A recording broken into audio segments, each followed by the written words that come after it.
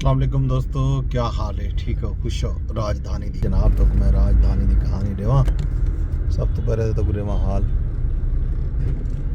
Park road ते तो पता है अंडरपास जलन दा बनना शुरू थे। ट्रैफिक इतना मिलते जाम। तुसा सवेरे दफ्तर वजना होवे या दफ्तरों घर ई पासे आना होवे पार्क रोड ते तो कम अज कम तो आपको चंगा भला हौसला ते टाइम नाल रख के टुरना पोसी, क्योंकि इतना तो आपको शाम सवेर ट्रैफिक जैम ही मिल सी। 45 डी का एक ऐलान है हुकूमत का कि 45 डी के CDA ने आखे कि बना गिनसन खास तौर पर मार्कलाइन क्लेव वास्ते डुअल कैरेज वे बनता पे तो उन्हें किते ई पार्क रोड के उत्ते अंडरपास बन सी। अगो जा आँदी पे तो कुछ आ ही लिखे ने तो फिलहाल ये मसला है। ये सामने जो असा समझो कुरी रोड के सामने होते हैं ये तो कहें कि अगो पूरा 1 किलोमीटर का एक पैच जड़ा मुकम्मल जैम है। वजह होंगी है कि ट्रैफिक का रश है। इंज वेले दफातर वजन वाले लोग जड़े जल्दी चाहते बाहर ही चाहते ज़ाहिर बाहर ही लोगों को बाज़ दफ़ा मुश्किलात का बायस ही बनती है तो बाहर ही बाज़ दफ़ा ताख़ीर का सबब भी बनती है। ये कहानी है जनाब कि पार्क रोड जैम है। तुसा अगर रावल चौक तो आसो पार्क रोड ते तो कौमी दायरा सेहत के सामने डाइवर्जन मिलसी। कौमी दायरा सेहत अंदरों थी मोड़ा नूर रोड ते वल तुसा पार्क रोड ते आसो इवें ही पार्क रोड ते जिसा तरामनी उचूं या अमार शहीद चौक वाले पासों आसो खन्नापुर वाले पासों आसो तो समझो चक शहजाद फार्म टू घेन के अगू कौमी दायरा सेहत तक 2 किलोमीटर का रास्ता है। ये तो जैम पैक मिलसी क्यों जो अगों इन्होंने अंडरपास बनाने कौमी दायरा सेहत के बिल्कुल नाल अंडरपास बनना पे ते ये जड़ा 3-4 रोया रोड है वो जस्ट अगों बॉटल नेक बना के दूर रोया की दिखना नहीं गलों इतना रश पै वेंदे और ट्रैफिक जैम थी है। ये कहानी पार्क रोड की। बाकी राजधानी के खबर तो मिल गई उसी रतो की एक तो पेट्रोल महंगा थी गए 5 रुपये फी लीटर तो डीजल भी 7 रुपये 32 पैसे फी लीटर महंगा थी चुके। ये जनाब बहार दे विच महंग की खबर दी हुकूमत ने तो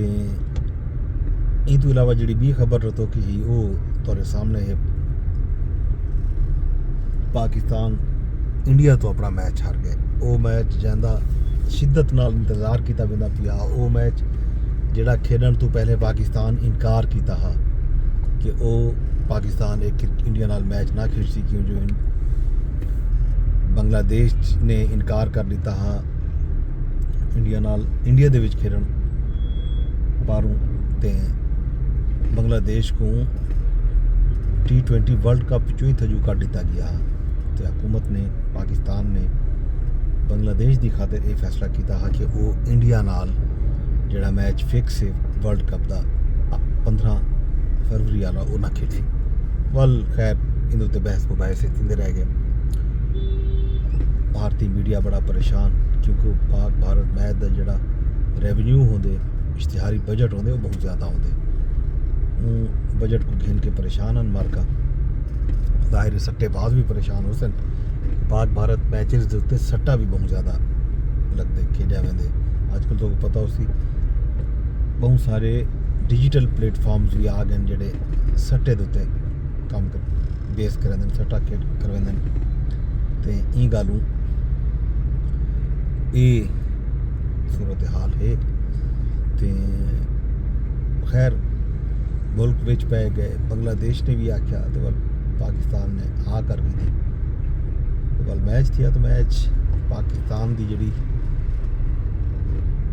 कारकर्दगी है ज़ाहिर है पाकिस्तान हमेशा जो आखो ना कि अनप्रडिक्टेबल टीम जी पाकिस्तान की होंगी हमेशा। तो पाक इंडिया ਜਿਹੜੇ ਮੁਕਾਬਲੇ ਹਨ ਖਾਸ ਤੌਰ ਤੇ ਉਹਦੇ ਵਿੱਚ ਤਾਂ ਮੈਨੂੰ ਜ਼ਾਤੀ ਤੌਰ ਤੇ ਤਾਂ ਪਤਾ ਹੁੰਦਾ ਕਿ ਪਾਕਿਸਤਾਨ ਸ਼ਾਇਦ ਇਹ ਕਾਬਿਲ ਕੋਈ ਨਹੀਂ ਕਿ ਉਹ ਆਪਣੀ ਕਾਰਕਰਦਗੀ ਦੇ ਉੱਤੇ जीत वजे अपनी स्ट्रेटजी दे भरोसे कोई जीत वजे लेकिन मसला यह है कि बल भी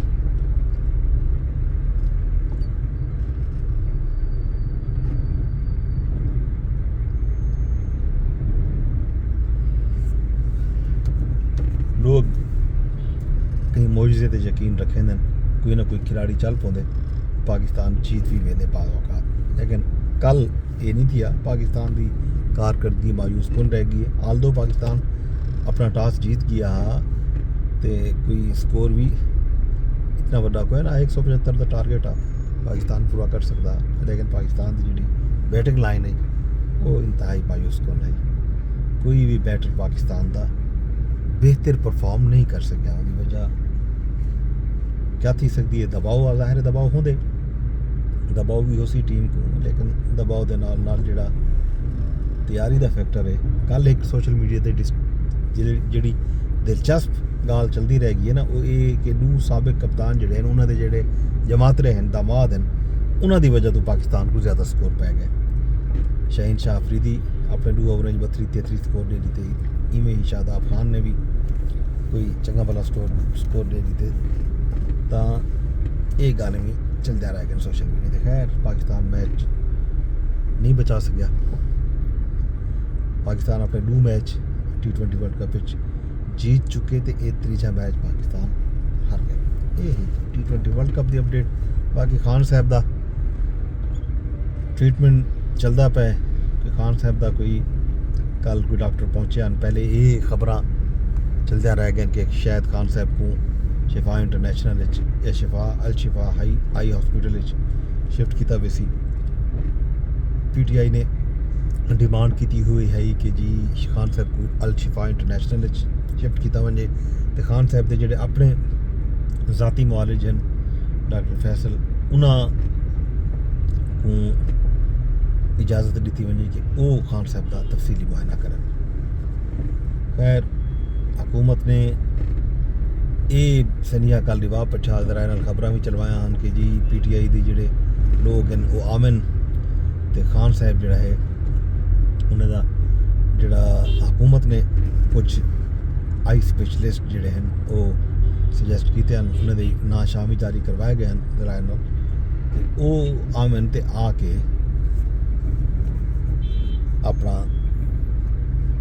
उन्होंने निगरानी मुआयना थी वैसी ना शाही दिते गए हैं PTI की तरफों कोई ना गया खैर खान साहब का मुआयना शुआयना थी गया तो वो जी रिपोर्ट है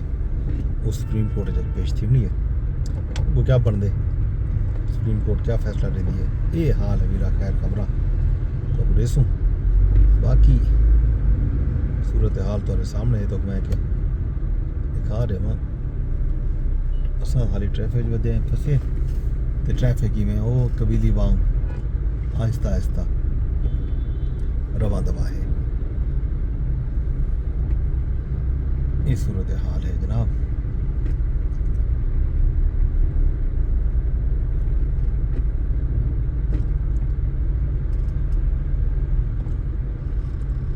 बाकी हाल अभी तो बाद ही दसो रब सोने दे हवाले।